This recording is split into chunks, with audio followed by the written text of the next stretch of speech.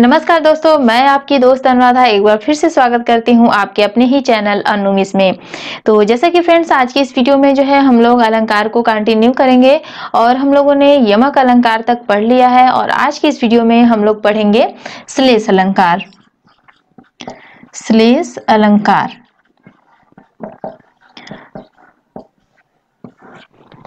Friends, video start करने से पहले प्लीज जो है वीडियो को शेयर जरूर करते चलिए ताकि आपके साथ साथ आपके फ्रेंड्स, आपके चाहने वाले हर स्टूडेंट जो है इस चीज को देखते चलें।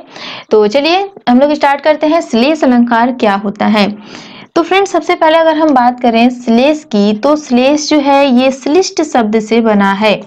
श्लिष्ट शब्द यानी कि श्लेष जो है श्लिष्ट शब्द से बना है। श्लिष्ट का अर्थ होता है क्या? चिपकना। चिपकना यानी कि सटना। कोई भी चीज जो है चिपक जाता है, एक में दो हो जाता है, तो वो होता है चिपकना यानी कि श्लिष्ट हो जाता है। यानी कि इसका मतलब होता है एक में दो। यानी कि एक में दो का मतलब ये है कि कोई चीज मान लीजिए कि दो है और दोनों चिपक के एक में हो जाती है, यानी कि दोनों मिलके जो है एक हो जाता है, यानी कि एक में एक चिपक के एक हो जाता है, तो उसे जो है एक में दो यानी कि चिपकना। तो वो है तो दो लेकिन दिख रहा है आपको एक, तो वही यहाँ पर है। तो अब यहाँ पर जो है श्लेष अलंकार में एक का अर्थ होगा शब्द और दो का अर्थ हो जाएगा यहाँ पर अर्थ। कहने का मतलब ये कि शब्द हमारा एक रहेगा लेकिन अर्थ उसमें जो है एक से अधिक रहेंगे और कम से कम जो है उसमें दो अर्थ तो छुपा ही रहेगा। तो अब यहाँ पर श्लेष अलंकार की परिभाषा क्या निकल के आती है? तो श्लेष अलंकार की परिभाषा ये हो जाती है कि जहां पर कोई शब्द जो है केवल एक बार आए और उसका अर्थ अलग अलग हो, वहां पर श्लेष अलंकार होता है। या फिर इसकी एक और परिभाषा हो सकती है कि जहां पर एक ही शब्द में अलग अलग अर्थ होते हैं और कम से कम दो अर्थ होते हैं, वहां पर जो है श्लेष अलंकार होता है। अब ये तो रही परिभाषा। उदाहरण देखते हैं कि उसका उदाहरण जो है क्या होगा। जैसे मान लीजिए कि आपने एक उदाहरण सुना होगा, चरण धरत चिंता करत। चरण धरत, यहाँ पर पूरा उदाहरण हम नहीं लिख रहे हैं क्योंकि टाइम ज्यादा लग जाएगा। चरण धरत चिंता करत चितवत चारिहु ओर, और सुवरन को खोजत फिरत। सुविरन को खोजत फिरे कवि व्यभिचारी चोर। इसको भी पूरा कर ही देते हैं। देखिए, चरण धरत चिंता करत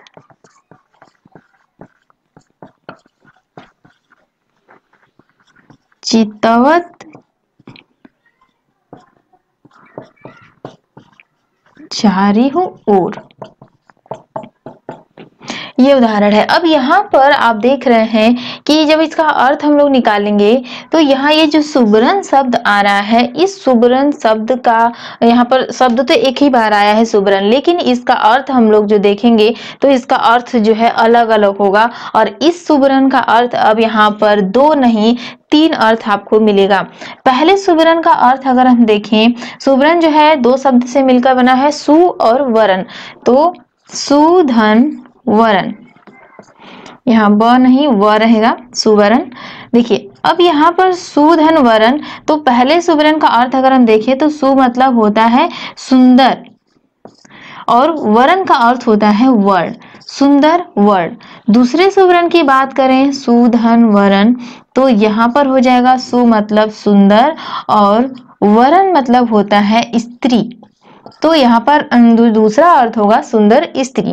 और तीसरे अगर हम सुवर्ण की बात करें तो तीसरे सुवर्ण का अर्थ यहाँ पर स्वर्ण से लिया जाएगा, स्वर्ण यानी कि सोना। तो अब यहाँ पर आप देख रहे हैं कि लास्ट में अगर आते हैं कवि व्यभिचारी चोर, यहाँ पर तीन संज्ञा दी गई है और इस संज्ञा को रिलेट किससे किया जा रहा है? तो देख रहे हैं सुवर्ण को खोजत फिरे, यानी कि ये जो सुवर्ण शब्द है ना, इसी को खोज रहे हैं कौन कौन?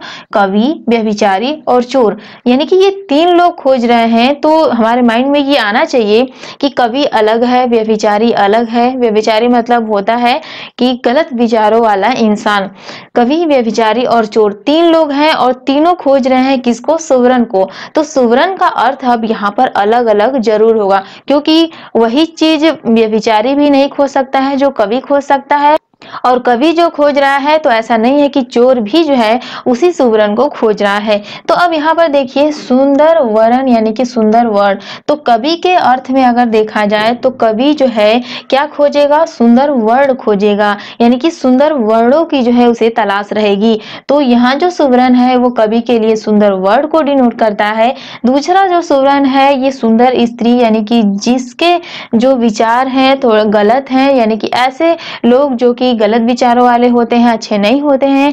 कुछ ऐसे भी लोग होते हैं जो केवल सुंदर स्त्री खोजते रहते हैं, जहां भी सुंदर स्त्री दिखी उनका जो है मन इधर उधर हो जाएगा, यानी कि वो जो है उनके पीछे पड़ जाएंगे, यानी कि उनका ये अटेंशन ही रहता है कि सुंदर स्त्री जहां कहीं भी दिखे बस देखते ही रहे।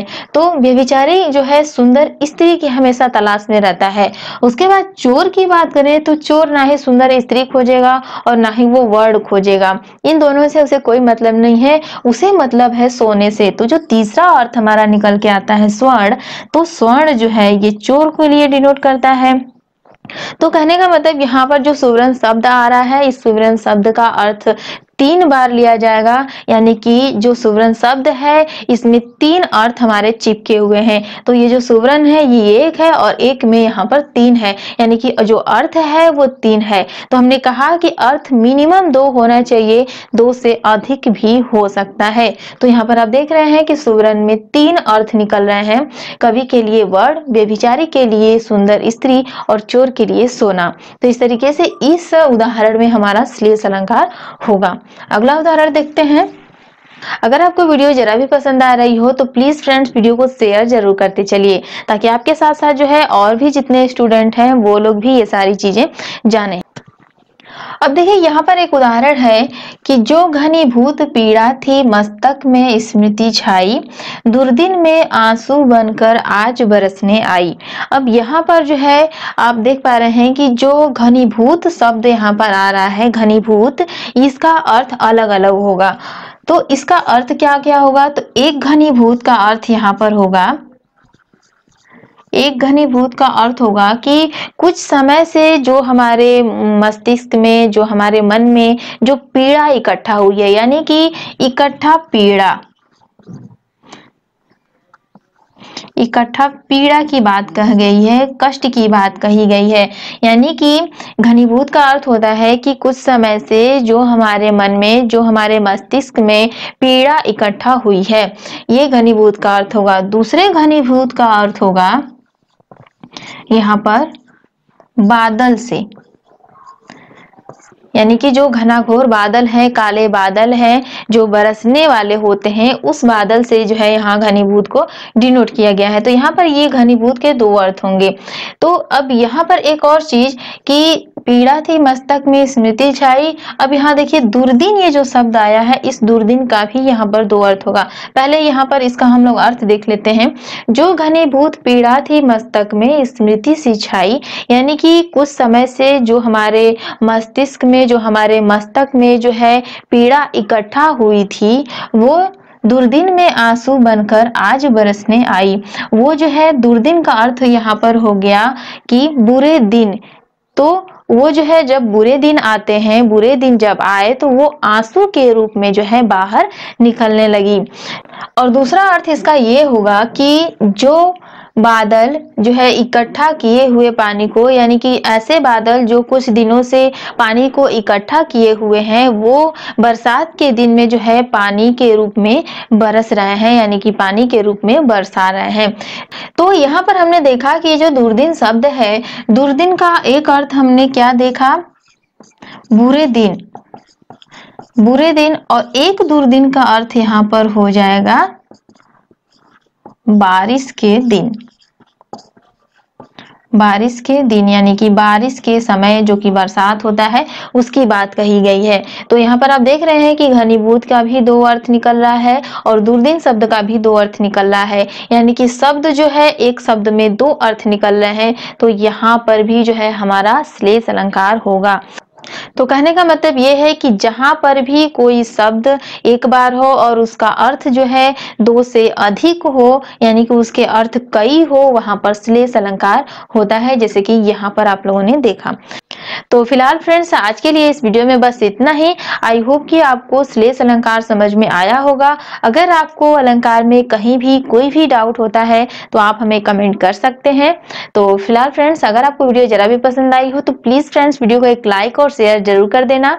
और फ्रेंड्स अगर आप जो है मैथ्स की भी क्लासेस देखना चाहते हैं, मैथ्स की किसी भी कंपटीशन एग्जाम के लिए मैथ्स बिल्कुल फ्री में पढ़ना चाहते हैं तो वो भी इस चैनल पे आपको प्रोवाइड कराई जाती है। साथ ही साथ एजुकेशन से रिलेटेड, आपके कैरियर से रिलेटेड हर एक जानकारी इस चैनल पे आपको बिल्कुल फ्री में दी जाती है। तो प्लीज इस चैनल को सब्सक्राइब जरूर करें। सब्सक्राइब करने के लिए नीचे सब्सक्राइब बटन दिख रहा है, उस बटन पे क्लिक करिए और हमारे साथ जुड़ जाइए। तो चलिए फ्रेंड्स मिलेंगे नेक्स्ट वीडियो में। तब तक के लिए friends have a nice day and thanks for watching.